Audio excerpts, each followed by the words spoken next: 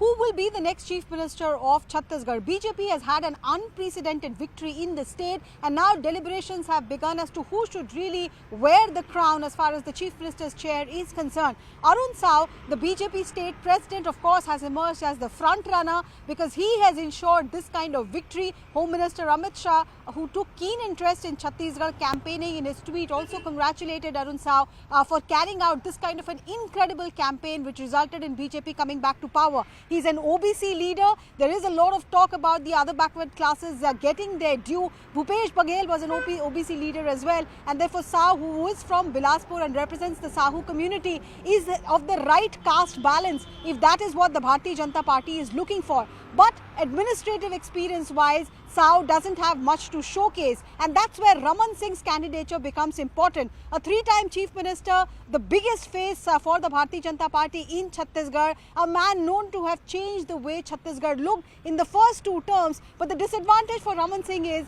that alleged corruption has been underlined time and again by the Bhupesh Baghel government against Raman Singh. So will the BJP want to give a man who's experienced, back in the seat of Chhattisgarh, or will the corruption tag ensure? Also the age, if there is a generational shift that the Bharatiya Janata Party is looking for, would they want to give Raman Singh another chance? If these two front runners are kept aside, who are really the dark horses in the game? The first name that is being spoken about is O.P. Chaudhary. Chaudhary is a bureaucrat turned politician. He had won the award for the Prime Minister's Excellence from Dr. Manmohan Singh for the role that he had played as Dantewada collector and transforming that Naxal-affected district.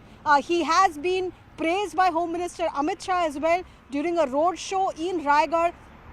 And therefore, if there is a surprise candidate the BJP is looking for, somebody who has the administrative acumen, somebody who carries the confidence of the Home Minister, then O.P. Chaudhary could be the man in charge. There are, tribal faces also. Kedarnath Kashyap, a man who has, in a way, ensured BJP's comeback in Bastar. Bastar, the numbers 4 out of 12 is what remained for Congress from a position where they had won 12 on 12 the last assembly elections. The alleged instances of forced conversion of tribals is something that Kashyap had raised again, and he's a tribal face, and therefore his name along with that of Vijay Dev Sai is being spoken about. Sai, of course, has been a former president of the Bharatiya Janata Party, knows the party very well, is a tribal face like I said. But I have to tell you about the two dark horses or mares, so to say, who have emerged.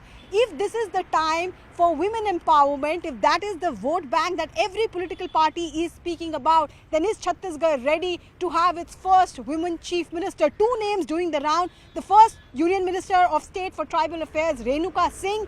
She has led the Sarguja comeback for the Bharatiya Janata Party, and therefore Renuka Singh's name is spoken about. And also another person who is being spoken about is Gomti Sai. Gomti Sai is somebody who's a tribal face.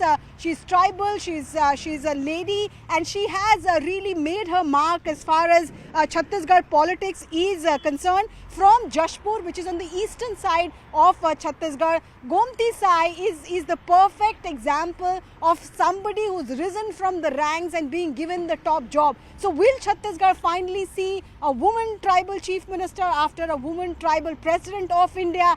That is the buzz right now, but we'll have to wait and see ultimately what is it that the observers who have been sent by the Bharatiya Janata Party to Raipur, what is it that they gain after speaking to MLAs, and the decision that is finally communicated to Delhi, and subsequently who takes the oath. But for now, the front runners and dark horses are listed.